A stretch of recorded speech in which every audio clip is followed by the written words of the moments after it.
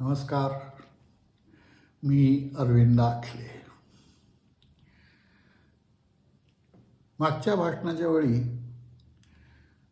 तोतापुरींनी रामकृष्णांना दीक्षा द्यायची ठरवलं आणि त्यानंतर श्राद्धादी कर्म आधी त्यांनी करवली. या भागापर्यंत आपण आलो होतो. तर रामकृष्ण हे अतिशय उत्तम शिष्य कसे आहेत याचं प्रत्यक्ष उदाहरण त्यांनी घालून दिलेलं आहे. त्यामुळे शिष्योत्तम कसा असावा आणि आदर्श गुरु कसा असावा हे ह्या शिष्यांचं अतिशय एक मोठं उदाहरण आपण घेण्यासारखं आहे. ज्यांना गुरु म्हणायचं त्यांच्यावर पूर्ण भरोसा ठेवून ते सांगतील त्याप्रमाणे अक्षरशः शब्दशः वागायचं असा रामकृष्णांचा स्वभाव. त्यामुळे तोतापुरींनी जे काही त्यांना करायला सांगितलं ते त्यांनी अक्षरशः शब्दशः आचरण केलं. श्राद्धादी पूर्वकर्म संपल्यानंतर ते व्रतस्थ राहिले आणि गुरूंनी सांगितल्याप्रमाणे सर्व साहित्य जमवून पंचवटीखालील आपल्या साधना कुटीरामध्ये ते व्यवस्थित रीतीने मांडून मोठ्या उत्कंठतेने ते शुभ मुहूर्ताची वाट पाहायला लागले. रात्र सरली आणि शुभ ब्राह्ममुहूर्ताची वेळ जवळ आल्याचं पाहून ही गुरुशिष्यांची अलौकिक जोडी त्या शांत आणि पवित्र साधना कुटीरात प्राप्त झाली.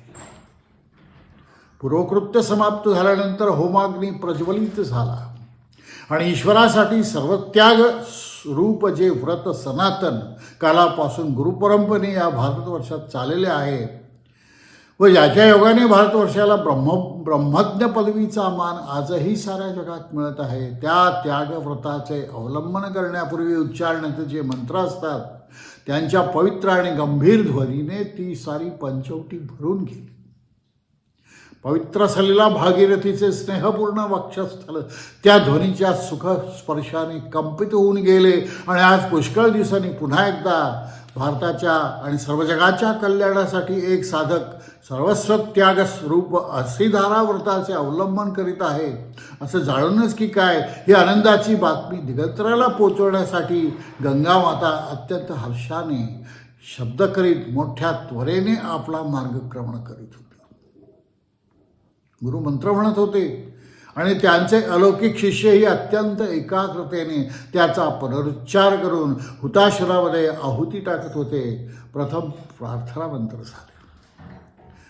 ब्रह्मतत्व मला प्राप्त हो, परमानंद लक्षण शोभेत वस्तू मला प्राप्त हो, अखंडै मधुमय ब्रह्मवस्तू माझ्यामध्ये प्रकाशित हो.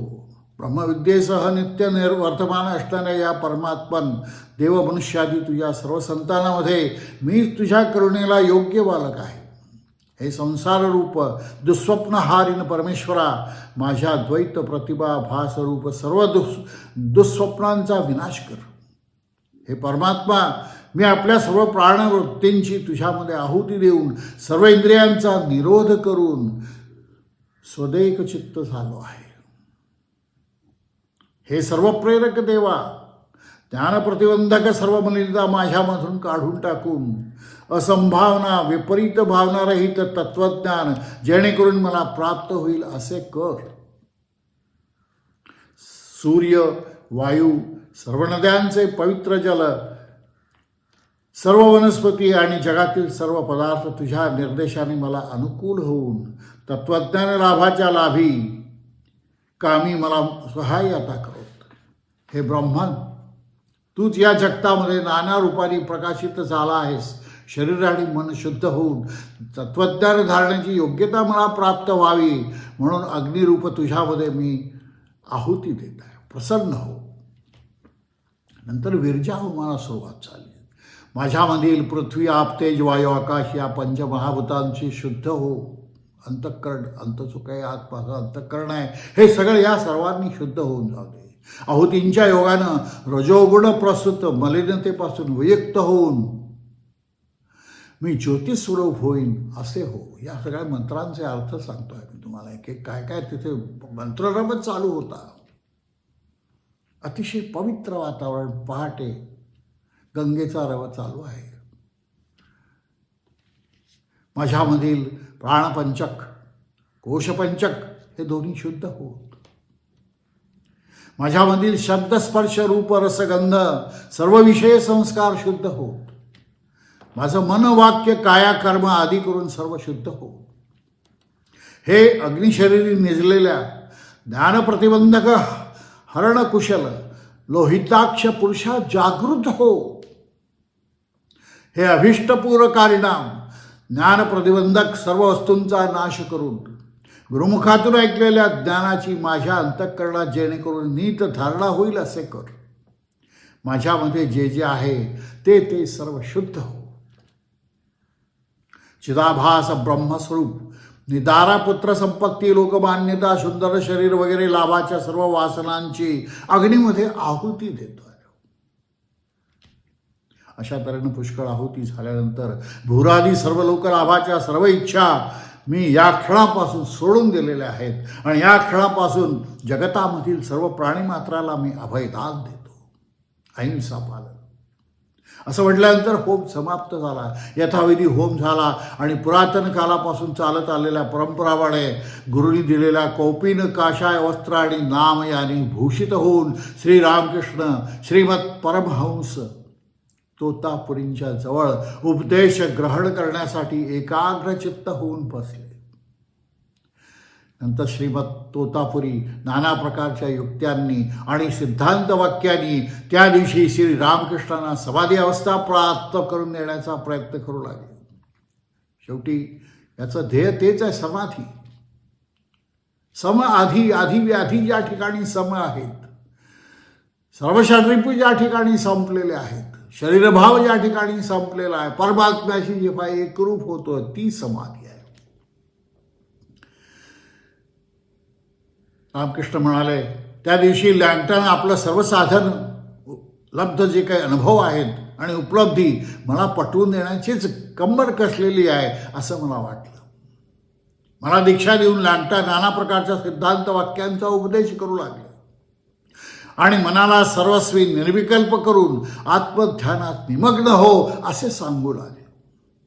परंतु माझी स्थिती अशी झाली होती की ध्यान कराव्यास बसून पुष्कळ प्रयत्न करूनही मला पूर्णपणे निर्विकल्प करण्याच्या अथवा नामरूपाच्या सीमेपलीकडे जाण्याचं माझ्याच्याने काय होईना. इतर सर्व विषयांपासून मन सहज प्रवृत्त करता आले, परंतु असे जे निर्विषय होता क्षणी श्री जगदंबेची चिरपरिचित चिद घन उज्ज्वल मूर्ती डोळ्यापुढे उभी राहून नाम त्याग रूपाचा सबळ विसर पडला. काय ते प्रेम त्या आईचं. आई काही जाईना मनातून. अत्यंत प्रेम करणारी अशी ती जगदंबा. संवाद होत असे त्यांचा. तिला ते कसं विसरणार. ध्यान करायत बसावे आणि मन निर्विषय होऊन आईची मूर्ती डोळ्यापुढे उभी राहावी असं एकसारखं 3 दिवस झालं. तेव्हा निर्विकल्प समाधी संबंधाने मी जवळजवळ निराश झालो. ती आई जाईनाच माझ्या मनातून आणि ती गेल्याशिवाय मला निर्विकल्प कशी लागणार, कारण तोही एक प्रकारचा कल्पच आहे. आणि मग डोळे उघडून मी ज्ञानटाकडे पाहायला लागलो असं वर्णन करतात रामकृष्ण. पूर्णपणे निर्विकल्प समाधी होत नाही, काय करू. हे ऐकून लँगटाला राग आला आणि माझा तिरस्कार करून तो म्हणाला, होत नाही म्हणजे काय असं म्हणून इकडं तिकडं पाहून त्याने एक काचेचा तुकडा शोधून काढला आणि त्याचं सुईसारखं तीक्ष्ण टोक माझ्या कपाळाच्या दोन्ही भोयांच्या मध्ये जोरानं टोचून तो म्हणाला, या ठिकाणी आपले मन केंद्रित कर. तेव्हा पुन्हा एकदा दृढनिश्चय करून ध्यान करू लागलो आणि पूर्वीप्रमाणे जगदंबेची मूर्ती डोळ्यासमोर येताच ज्ञानाला तलवार कल्पून तिने त्या मूर्तीचे मनातल्या मनात 2 तुकडे करून टाकले. तेव्हा मग मनामध्ये कसल्याच प्रकारचा विकल्प उरला नाही आणि ताबडतोब नामरूपात्मक राज्याच्या सीमेपलीकडे सरासर चढून समाधी मग्न झालं. लागली आईला विसरल्यानंतर ती समाधी लागली. तीही सुद्धा मायाच आहे. माया गेल्याशिवाय कसं होणार पुढे. अशा रीतीने रामकृष्णांना समाधी लागल्यानंतर बराच वेळ श्रीमद तोतापुरी त्यांच्याजवळ बघत बसले आणि मग हळूच त्या पवित्र कुटीराच्या बाहेर येऊन आपल्या मागे उगीच कोणी आत शिरून शिष्याला त्रास देऊ नये म्हणून त्या कुटीराचे दार बंद करून त्यास कुलूप लावून घेतले आणि जवळच्या पंचवटीखाली आपल्या आसनावर स्वस्थ बसून दार उघडण्यासाठी रामकृष्णांच्या हाकेची प्रतीक्षा करू लागले. काय जोरदार प्रसंग आहे. दिवस संपला, रात्र झाली, तीही जाऊन दुसरा दिवस उजाडला. असे लागोपाठ 3 दिवस गेले. तेव्हा दार उघडण्यासाठी रामकृष्णांची हाक काय ऐकू येईना. तेव्हा मात्र तोतापुरीला आश्चर्य वाटलं आणि आपल्या या अद्भुत शिष्याची अवस्था तरी काय आहे ती पाहावी या उद्देशाने त्यांनी स्वतःच त्या कुटीराचं दार हलकेच उघडून आत प्रवेश केला. आणि पाहतात तो आपला शिष्य 3 दिवसापूर्वी समाधी लागताना जसा बसला होता अगदी तसाच बसला असून देहामध्ये प्राणाचं बिलकुल चिन्ह नाही. मुखमंडल मात्र शांत आणि गंभीर असून त्यावर अपूर्व तेज झळकत आहे. बहिर्जगताच्या संबंधानं आपला शिष्य अजूनही अगदी मृतप्राय आहे. त्याचं चित्त मात्र निवांत निष्कंप प्रदीपवत ब्रह्मामध्ये लीन होऊन राहिला. हा प्रकार पाहून त्या गुरूंना स्तंभित झाले तोतापुरी. स्वतःशी म्हणू लागले, खरोखरच हे शक्य आहे का? त्यांचा अनुभव असा नव्हता. आतापर्यंत त्यांनी ज्या ज्या कोणाला या प्रकारची दीक्षा दिली असा कोणी शिष्य त्याला मिळालाच नव्हता. ही गोष्ट खरोखर शक्य आहे का? साध्य करून मला जी 40 वर्ष मेहनत लागली हे साध्य करण्यासाठी या महापुरुषानं 3 दिवसातच ती प्राप्त करून घेतली. काय उत्तम शिष्य! असा संदेह उत्पन्न होऊन त्यांनी रामकृष्णांच्या अंगावरील सर्व लक्षणं, हृदयाची स्पंदन क्रिया चालू आहे का नाही, नाकातून थोडासा तरी श्वासोच्छ्वास चालू आहे का नाही, पुन्हा पुन्हा नीट न्याहाळून पाहिलं. परंतु हृदयाची क्रिया बंद होती, श्वासोच्छ्वास बंद होता. मग त्यांनी रामकृष्णांच्या त्या काष्ठवत शरीराला डिवचून बघितलं, पण व्यर्थ. त्याचा काहीच परिणाम दिसून येईना. तेव्हा मात्र तोतापुरींच्या आश्चर्याला आणि आनंदाला सीमाच राहिली नाही. ही काय विलक्षण गोष्ट आहे! ही तर खरोखरच समाधी, निर्विकल्प. असे शब्द त्या आश्चर्याच्या आणि आनंदाच्या भरात त्यांच्या तोंडून बाहेर पडले. नंतर आपल्या या अलौकिक शिष्याला समाधीतून उतरवण्यासाठी तोतापुरींनी काही प्रक्रियेला सुरुवात केली आणि थोड्याच वेळात हरिही ओम मंत्राच्या गंभीर ध्वनीने ती पवित्र आणि पुण्यवान अशी ती भूमी, ती पंचवटी भरून गेली. श्रीमद तोतापुरींना आपला शिष्य सामान्य नसल्याची जाणीव पहिल्या भेटीतच झाली होती आणि आता तर अलौकिक महत्त्वाची त्यांना प्रत्यक्ष खात्री फुटून त्यांनी त्याला परमहंस ही पदवी दिली. आपल्या शिष्यावर त्यांचं फार प्रेम झालं. एवढेच नव्हे तर त्याच्याविषयी त्यांच्या मनात अत्यंत आदरही उत्पन्न झाला आणि या संगतीचा आपल्याला लाभ झाला तर बरं होईल असं त्यांना उलटं वाटायला लागलं. कुठल्या गुरुला आपला शिष्य आपल्यापेक्षा पुढचं वरचढ होतोय ही भूमिका अत्यंत आनंद देणारी आहे, उलटं नाही आहे. आजकाल गुरुसुद्धा शिष्याचे पाय खेचतात, ही वस्तुस्थिती मी अनुभवली आहे. आता या साधारण शिष्याच्या अद्भुत आकर्षणानं त्यांचा जाण्याचा दिवस लागू लागला. खरं म्हणजे संन्यासी एका जागी 3 दिवसापेक्षा जास्ती राहत नाही, नियम असतो संन्यासाचा. परंतु या अलौकिक अशा शिष्याला सोडून जायचं त्यांच्याही जीवावर आलं आणि नेहमीच्या रीतीप्रमाणे 3 दिवस केव्हाच निघून गेले तरी हलण्याचा विचार काही त्यांच्या मनात येता. आठवडा झाला, 15 झाला, महिना झाला, 6 महिने लोटले तरी श्री रामकृष्णांच्या संगतीचा दिव्य आनंद सोडून दुसरीकडे जाण्याला त्यांचं मन काही करेना. रोज सकाळ संध्याकाळ त्या पुण्य आणि पवित्र पंचवटीखाली बसून या दोघा महापुरुषांच्या ज्या निजानंदांच्या गोष्टी चालत असतील आणि त्यावेळी जे आनंदाचे तुफान उठत असेल त्याची थोडीसुद्धा कल्पना येणं आपल्यासारख्या सामान्य माणसाला दुरापास्त आहे. श्री रामकृष्णांना आता वेदांत वाचून दुसरा कोणताही ध्यास नव्हता आणि श्रीमद तोतापुरींनाही आपल्या शिष्याला वेदांत शास्त्रातील गूढ अशी तत्वे स्वतःच्या अनुभवाच्या अधिकारयुक्त वाणीने समजून देण्याखेरीज दुसरा कोणताही आनंद नव्हता. कित्येक वेळी या दोघांना आपल्या या आनंदाच्या भरात दिवसरात्रीचे आणि खाण्यापिण्याचेही भान राहत नव्हते. तोतापुरींच्या वेदांतोक्त कर्मफलदा त्या ईश्वरा वाचून इतर देवदेवता तोतापुरी कधी मानत नसत. आणि एखाद्याच्या देवतेवर विश्वास असलेलं पाहिल्यास ते त्याला अज्ञान किंवा कुसंस्काराचा परिणाम असे म्हणत असं आपण मागे सांगितलं आहे त्यांच्याविषयी. अगदी लहानपणापासून सर्व प्रकारच्या मायाजाळापासून दूर करून आपल्या गुरूंच्या चरणी वास करण्याचं महद्भाग्य त्यांना स्वतःला प्राप्त असल्यामुळे आत्मलाभाच्या कामी ते स्वतःच्या प्रयत्ना वाचून इतर कशालाही किंमत देत नसत. शंकराचार्यांनी आपल्या विवेक चूडामणीच्या प्रारंभीच असं म्हटलं आहे की या जगामध्ये मनुष्यत्व, ईश्वरलाभाची इच्छा आणि सद्गुरूचा आश्रय या 3 गोष्टींचा लाभ होणं परमदुर्लभ आहे. त्याला ईश्वराचीच कृपा पाहिजे. या 3 गोष्टींचा लाभ तोतापुरींना लहानपणापासून झालेला होता. अत्यंत श्रेष्ठ गुरु त्याला मिळाले होते. त्याशिवाय असा शिष्य आणि अशा शिष्योत्तमाचा असा उपशिष्य इतका मोठं त्याला झालंच नसतं. तेव्हापासून आपल्या ध्येयाकडे दृष्टी ठेवून त्यांनी ते सतत 40 वर्षाच्या दीर्घ परिश्रमानंतर प्राप्त करून घेतलेलं. त्यांना आपल्या मनाबरोबर फारसा झगडा कधी करावा लागला नाही. त्यांच्यात द्वैत नव्हतंच. माया प्रेम हा भाग त्याला नव्हताच. लहानपणी आपल्या सद्गुरूंचा आश्रय त्यांना मिळालेला होता आणि त्या ठिकाणी पूर्ण निष्ठा असल्यामुळं सद्गुरूंच्या आज्ञेप्रमाणे अक्षरशः वर्तन त्यांच्याकडून होई. वैष्णव संप्रदायामध्ये एक म्हण आहे, गुरु कृष्ण वैष्णव तिनेर दया इहलो, अँकेर दयाबिने जीव छारे खारे ग्यालो. गुरु कृष्ण आणि वैष्णव म्हणजे साधू, या तिघांची दया होणे एकाच्या दये वाचून म्हणजे मनाच्या दये वाचून जीवाचा सत्यानाश झाला. याचा अर्थ लक्षात घ्या.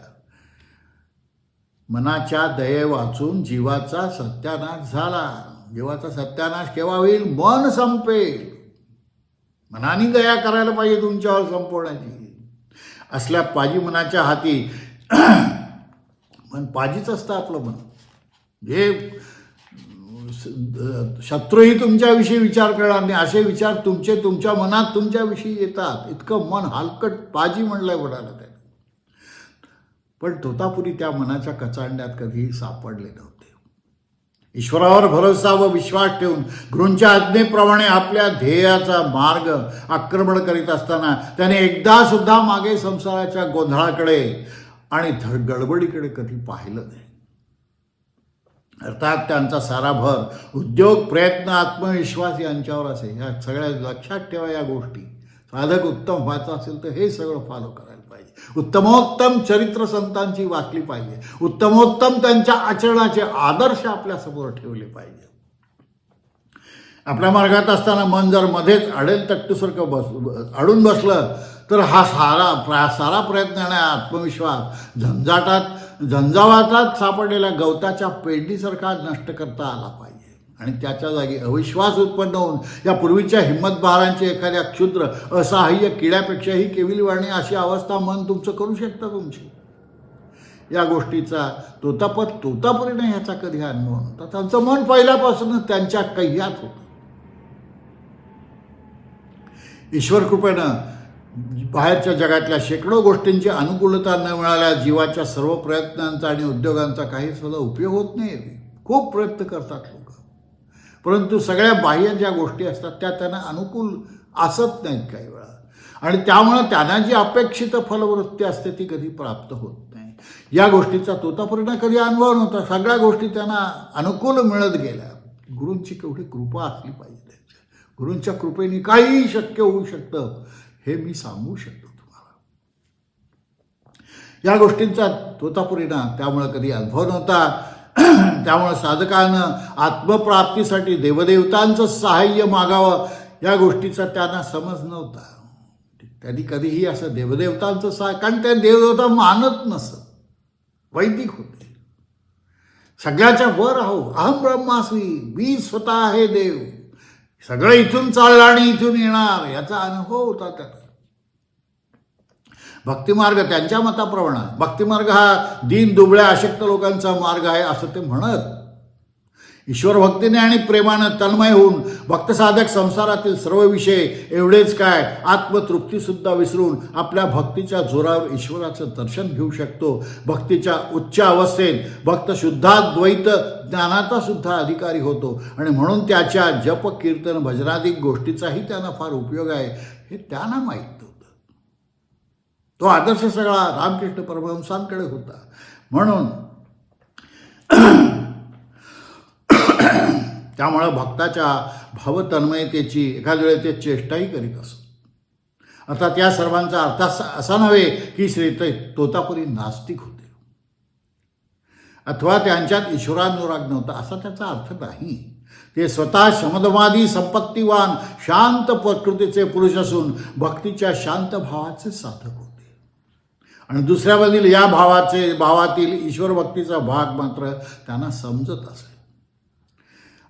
परंतु ईश्वराला आपला सखा पुत्र स्वामी वगैरे समजून त्या भावानं भक्ती केल्यास साधकाची उन्नती झपाट्याने होऊ शकते या गोष्टीकडे त्यांचं लक्ष नव्हतं. ते वेदांती होते. म्हणून अशा प्रकारच्या भक्ताचं ईश्वर विरहाने बेहोश होऊन त्याचं व्याकुळता, त्याचा धावा, त्याचा अभिमान, त्याचा हट्ट तसेच भावाच्या प्रबळतेने त्यांचं हास्य, नृत्य अथवा क्रंदन या गोष्टीनं ते वेड्याचे चाळे समजत असत. या गोष्टी आपण उच्च समजतो त्याची कधीही कल्पना झाली नाही. अशा या चाळांच्या योगाने साधकाची उन्नती झपाट्याने होऊन त्याला आपल्या ध्येयाची प्राप्ती फार लवकर होते असा भक्तांचा अनुभव आहे. अर्थात ब्रह्मशक्ती जगदंबेची मनोभावाने भक्तिपूजा करणं आणि भक्तिविषयक इतर गोष्टी यासंबंधी त्यांचा रामकृष्णाशी अनेक वेळा वादही होत असे. तर असं हे उत्तम गुरुशिष्याचं उदाहरण, उत्तम अवस्था. इथे काच ठोकून त्यांनी माया दूर करायला लावली. जगदंबा ही सुद्धा माया आहे हे रामकृष्णाला त्यांनी शिकवलं. नमस्कार. बाकीचा भाग पुढच्या वेळी पाहूया.